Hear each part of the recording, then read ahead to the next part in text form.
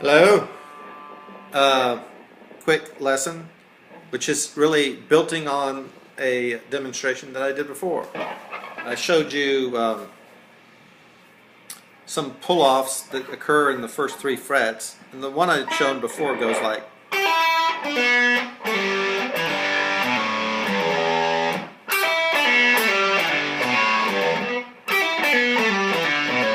So it's on the first 2 strings it's the 3rd fret, then on the 3rd, 4th, and 5th string it's the 2nd fret, then back to the 3rd fret on the 6th string.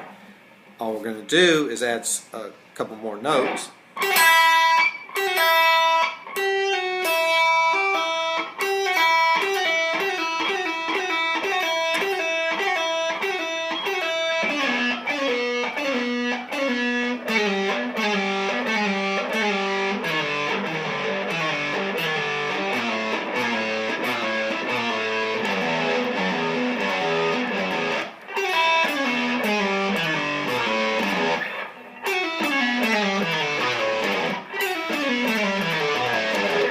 Now, when you play it fast, obviously it sounds more than what it is, but if you start with this basic, with the 1 string, pull off,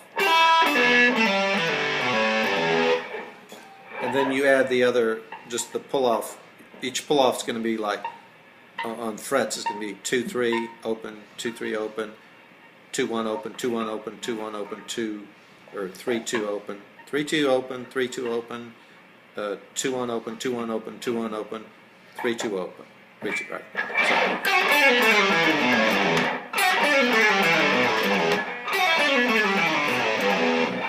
So how do you make that into any kind of a song or whatever? You just do a real simple E progression.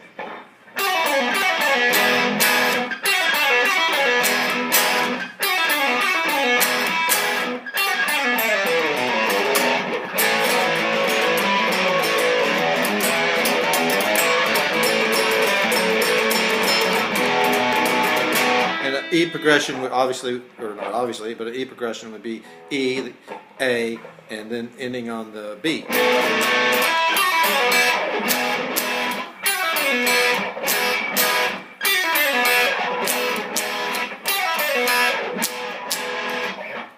And then to spice it up, I'm going to turn this up a little bit. To spice it up, the first time, if you just want to like try, get used to it, just do the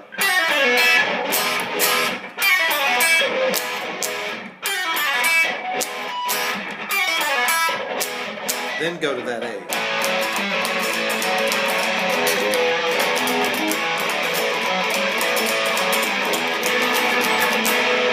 Now if you really want to spice that up a bit, we're going to do that whole run.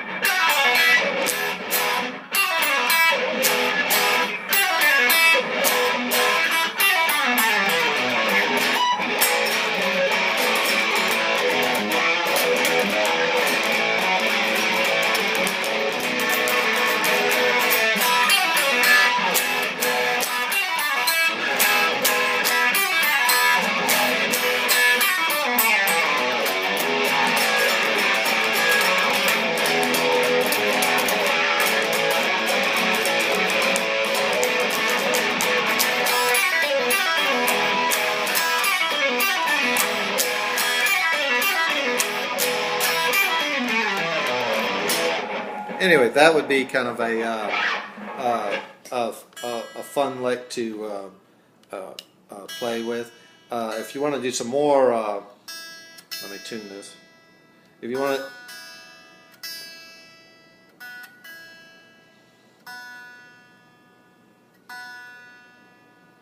I thought it was out of tune when I was playing it.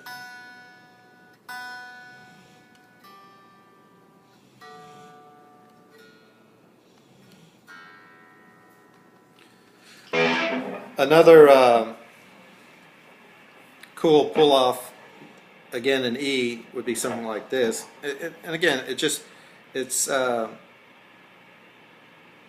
seems more than it is.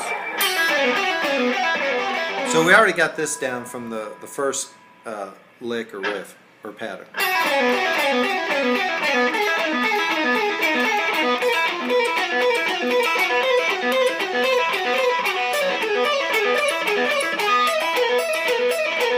you can stop right there because you're ending on an E. Or you can go up one more and bar these two and add this to the ending.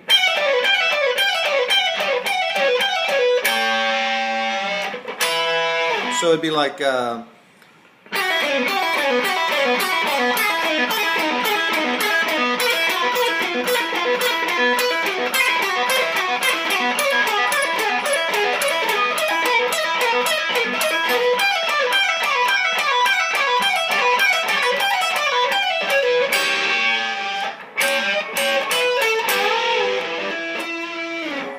and again, it's just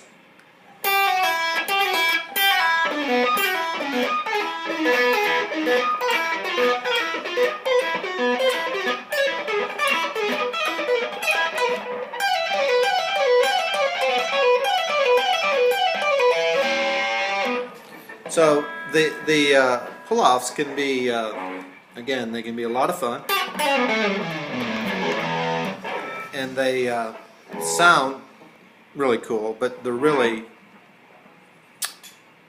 again, I can't emphasize, they are more than, they sound like more than what they really are. I guess the way that I got some of these pull-offs that I'm doing here,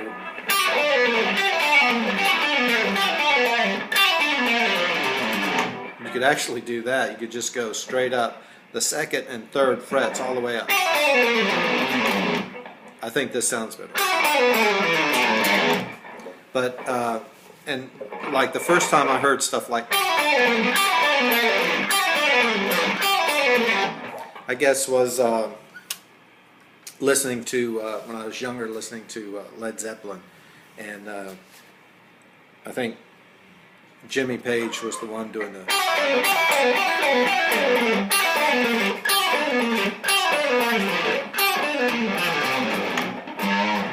And I'd never heard anybody do it. I'm sure other people had done it before Jimmy Page, I guess, and maybe he learned it from other people. But that's the first time I heard this Page-ish kinds of pull-offs. And today, pull-offs are used all over the place. Eddie Van Halen is the master, and there's so many more. There's so many more. Anyway, happy 4th of July. Happy birthday, United States of America. Today, playing the Gibson Professional Pro. And I got a couple comments about this thing today. I'm going to turn the volume down.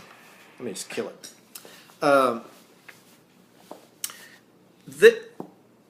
Just as a guitar, the big difference that I see on this guitar, and this is, you go to Guitar Center, you're gonna, or Musician's Friend, or wherever you buy it from, your local music store. These things are, 1900, 2000-ish, and they're always coming out with new models and so on and so forth. I don't think the one I have is chambered. This is a pretty damn heavy guitar. But anyway, the main difference, when I go look at like a Les Paul Custom or a Les Paul, the other higher end Les Pauls, the real difference that I'm seeing, I mean, there's not a lot. I mean, they all have binding, right? This binding all up on the neck, binding all around. These bus bucker pickups are supposed to be reminiscent of 50s pickup. So I think these are decent pickups, and I'm sure you could get better pickups. I mean, you can just keep doing that forever.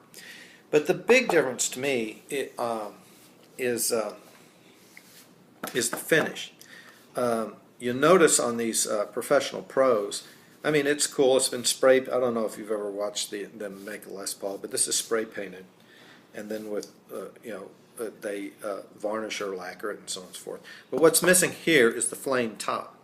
And so you just think about it. There, how important is it to have the flame top? And to some people, it's real important. And okay, on the back, on the professional pros, this is satin, and it's not finished. So that could be important to people. It's not important to me.